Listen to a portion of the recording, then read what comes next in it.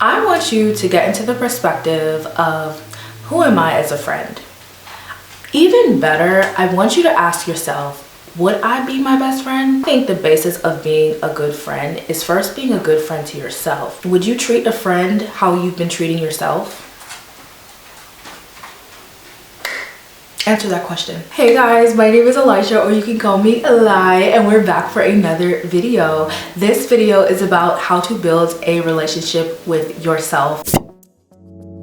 I did a little poll on my channel, and surprisingly, most of you wanted to see this one first. Number one, so what does a friend do? You pick yourself. You pick yourself. I have to start retraining your mind, okay? A lot of people are people pleasers. They tend to pick other people before themselves. They tend to think about other people instead of themselves. No means am I telling you to be this full-on selfish person, but what I'm telling you to do is to start picking yourself, to start considering yourself, and this is going to take you to retrain how you think about yourself, right? Because odds are you've been picking other people before you've been putting them first, you've been wondering how they are doing, but you never acknowledge your own, okay? So now you have to start retraining your mind to pick yourself first, to think about yourself in most situations. Notice I say most because there are certain situations where I do think that you may have to think about somebody else. However, in most situations, I want you to start thinking about yourself. Let me give you an example. If something hurts you, right? If somebody legitimately hurts you, whether it's a man,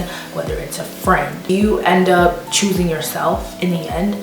Do you end up walking away from the friendship or the relationship because you know you deserve better? Do you end up picking yourself? Do you stay in that environment? Do you stay in that relationship because you feel like, oh my God, I don't want to hurt this person, or I don't deserve better, or I deserve this treatment? Because that's pretty much what you're telling yourself. If you stay in a situation where you know you're getting hurt and you're very self-aware about it, you're telling yourself that that's what you deserve. You're not picking yourself, okay? Another example would be boundaries. Somebody crosses your boundaries. Maybe it's not a non-negotiable, maybe it's not something where you have to walk away, but do you communicate that with somebody? Do you let them know, hey, you crossed my boundaries and this hurt my feelings? Do you pick yourself in that situation? Do you let them know so that they can correct it or they can fix it if it is fixable? I do think some things do need to be communicated, but I also think some things just you need to walk away from certain things, okay? Or another example, if somebody asks you to go out and you know that you have to do your schoolwork or a paper or whatever, are you going to choose that person and not choose yourself when you know you have some stuff to get done? You know, that's a food for thought. You pick yourself, okay? That's how you start building that solid relationship with yourself. This is gonna train your mind to believe, hey, I am important, okay? Because each time you pick somebody else other than yourself, you are telling yourself, your subconscious mind, that you're not important at all. Okay, so now the first step needs to be that you start training yourself to pick yourself first, okay? Number two is to start putting the focus on yourself. I want you to ask yourself this question right here. What do you do when you get around other people? Do you not give them your undivided attention when you're around them? Like when you're around your friend, right? Isn't that you and your friend's time? You know, when you're around your friend, you look at them in the eye, you talk to them, you make them laugh, you laugh, they make you laugh, you guys kiki, you guys kind of like, you have that solid relationship, you're building that solid relationship, right? You're asking them questions, how has their day been? What are their goals? Maybe you guys are talking about goals. Maybe you guys, or maybe you're encouraging them to go after their goals, their dreams, whatever. You are putting the focus on them, right? So now it's time to do the same thing for yourself. It's time to put the focus on you, okay? And the way you put your focus on you is you start asking yourself, okay, what are my goals, right? Then you start going after your goals, okay? You start doing that. You put forth the effort to go after your goals. You start focusing on what you want. You start putting your attention on yourself. How am I doing today? Things like that. Like that's the same example that I listed. That is exactly how you treat yourself. That is exactly how you focus on yourself. You focus on your goals, your wants, your needs. Oh my God, I need to cry right now because I'm really sad. oh my God, I need to journal right now because I'm unsure of my feelings and I need to write my feelings down. You put the attention back on yourself. You focus on yourself. Number 3 is to listen to your emotions and your feelings and you don't ignore them, right? Okay, you always listen to your feelings. This is something that I struggle with, that I still sometimes struggle with. I'm getting better with. But I recognize that listening to myself is building a solid relationship with myself, okay? Not ignoring my feelings when I'm sad or ignoring my feelings when I'm upset is not the way to go, okay? Also, ignoring your feelings and maybe you have like a disagreement with a friend and you're just siding with them the whole time, but you have a certain way that you feel, you know, bring that to the forefront, you know, let them know how you feel, okay? Your feelings matter, your feelings are important, okay? We think that somebody else is going through something worse, so that means my feelings don't matter, that I have to ignore myself, you know? And I used to think like this. I used to be like, well, somebody else out there is going through worse, so why am I even feeling this way? And then I thought about it and I'm like, girl, do you not matter? Like, you still matter no matter what. If it hurts you, it generally hurts you. You don't ignore that feeling, okay? So the way you listen to your feelings is you acknowledge your feelings. You ask yourself, hey, why am I feeling this way? And then a lot of things that I like to do is journal it out, cry it out, maybe talk to a friend about my feelings. Put the attention back on yourself. The next point is to place yourself on a pedestal. You become your own favorite person. Why can't you become your own favorite person? Why can't you just think about yourself as your own favorite person? Because you generally can become your own favorite person, right?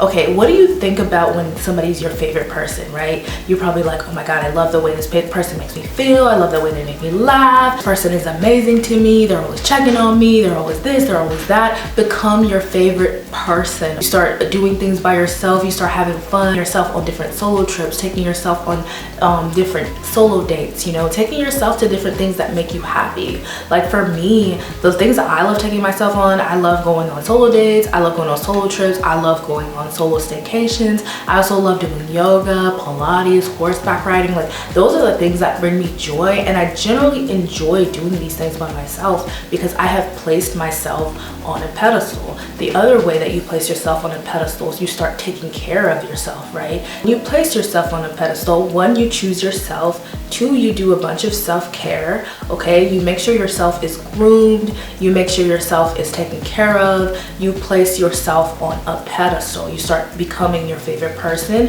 And then you also put the attention back on like the self-care to yourself, okay? Another way that you can place yourself on a pedestal, think about your own strengths. You think about your own weaknesses. You work on your weaknesses. You work on your own strengths. You increase your strengths. You increase the things that you're good at. Something that I used to do was put the attention back on somebody else when I was like placing them on a pedestal. So I would think about them and think like, oh my God, they have this going for them. They look like this. They are, these are their strengths. And when you do that, you forget the power that you have. You forget the things that you have, the things that you bring, right? And you start looking at somebody else's lane. The way that you put yourself on a pedestal is you start thinking about your lane. You start thinking about what can make me be better? What can I do to increase the strengths that I have or the weaknesses that I have? What strengths do I carry that somebody else may not carry? And it's not about comparing yourself or anything, but it's about putting to the forefront the things that you're good at, okay? And believe me, when you start doing this, you can acknowledge the other girl and be like, I love that you do this, I love that you do that. Become somebody who celebrates others, but then you still celebrate yourself because you know the things that you have and the things that you bring. And like, that's exactly how you place yourself on a pedestal. And in turn, you become a better friend because you no longer become jealous. You no longer become insecure. You're like this secure girl because you are secure in yourself and you know the things that you bring. When you know the things that you bring, there's no reason to bring another woman down, okay?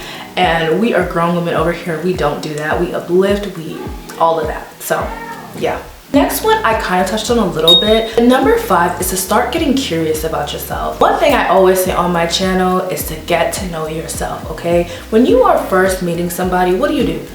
You ask them a bunch of questions about themselves. Believe it or not, this point may sound like, what do you mean, like ask yourself a bunch of questions? I know these things. Do you really know these things? What makes me upset? What makes me cry? What kind of guy do I want? What was my childhood like? You know, what insecurities do I harbor? What things do I need to let go of? You know, what's my favorite hobby? A lot of things people don't know, like something as simple as what's my favorite hobby, or something as even deeper as what was my childhood like, how did it affect me, how did it bother me. Like, those things are so important to get to know for yourself.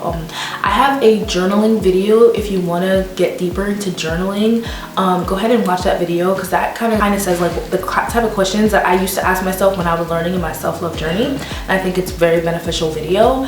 But these are the things that you ask yourself. You get curious about yourself. You try new things because you're learning yourself. You're trying to figure out yourself. You try different things. But you also ask yourself these questions and you try to figure yourself out. You can't build a solid relationship with yourself if you don't know yourself. Period. Like, it's non-existent. So get to know yourself, and then you can solidly build a relationship with yourself. Next point. How is your loyalty to yourself? And what I mean by loyalty is, are you showing up for yourself? Now, showing up for yourself isn't just giving yourself the life you deserve, right? It's not just going after your goals. It is, but it's not just doing that, right?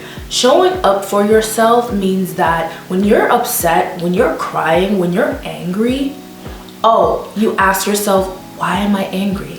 You show up, you allow yourself to be sad, you allow yourself to be upset, you know, you comfort yourself, you give yourself the healthy things to help you cope with them, right? You do that for yourself. Another version of showing up for yourself is if you have a accomplishment, even if it is small. Oh babe, you show up for yourself. You buy yourself flowers, buy yourself, I don't know, on your birthday you buy yourself balloons. Maybe nobody buys you balloons on your birthday. So maybe now you're buying yourself balloons. Maybe nobody takes you out on your birthday. Okay, so go ahead and take yourself out on your birthday. Go ahead and show up for yourself. Maybe you're not in a relationship right now, but you want to be, but you're just not, right? So take yourself on that date to that restaurant that you've always wanted to go. You don't have to wait for somebody to do that for you. What being loyal to yourself is, you know, you be loyal to yourself. You show up for yourself, whether you're feeling down, sad, mad, or you're celebrating something. Show up for yourself. I cannot believe how many people don't celebrate their birthdays.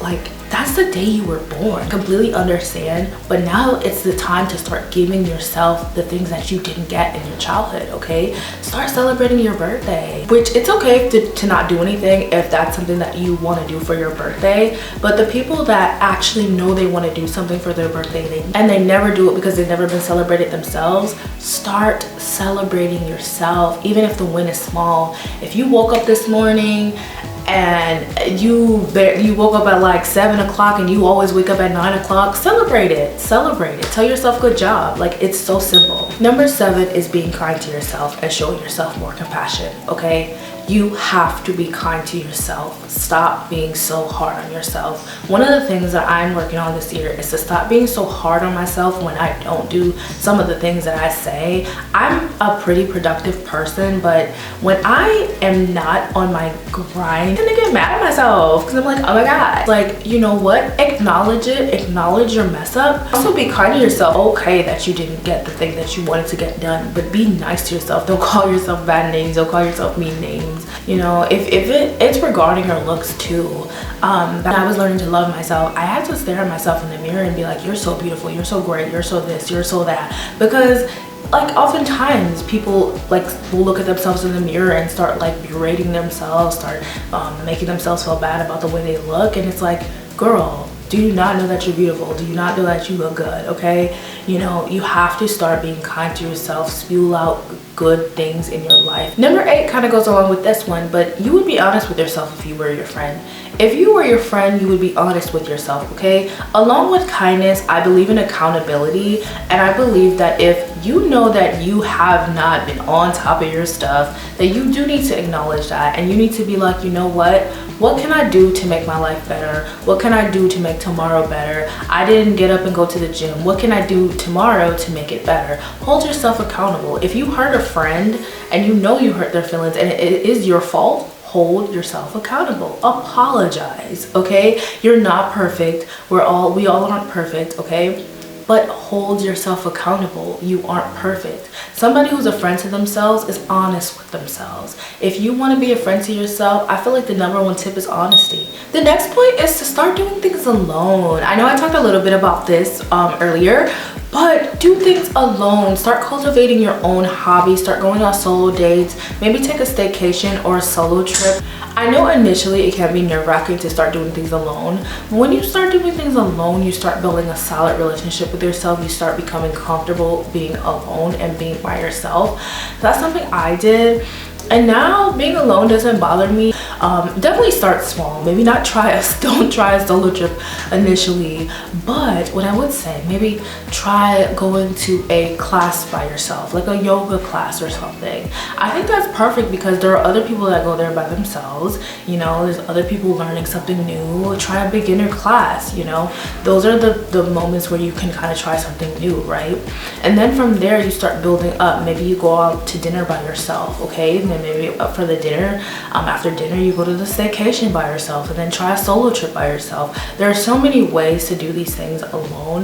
You don't just start off, I mean, you can start off going in the deep end, to be honest, but you can also start small. So try doing things alone, and I promise you, you'll become comfortable with being by yourself. This one is self-respect, respecting yourself, okay? What I mean is you always make sure that you're nicely groomed, you look really presentable that day, you wear the outfits that you'd like to wear, you just kind of present yourself in a way that you'll be proud of. I'm never gonna sit here and tell people like what to wear or anything, but like just present yourself in a way that you'll be proud of. A great thing that I like to ask myself is, if I do this thing, am I, at the end of the day, am I going to be embarrassed if I do this thing? And that goes for also like just going out and maybe having too much to drink, you know, or like things like that. Just like respect how you carry yourself. Another version of respecting yourself is respecting your boundaries, okay? If you have a boundary, have other people respect it, okay? And have yourself respect it. But it just starts with you, okay? You have to respect that you have boundaries. You have to listen to your boundaries, respect that, and then from there others will respect your boundaries. Okay, that is it for my video on how to build a solid relationship with yourself.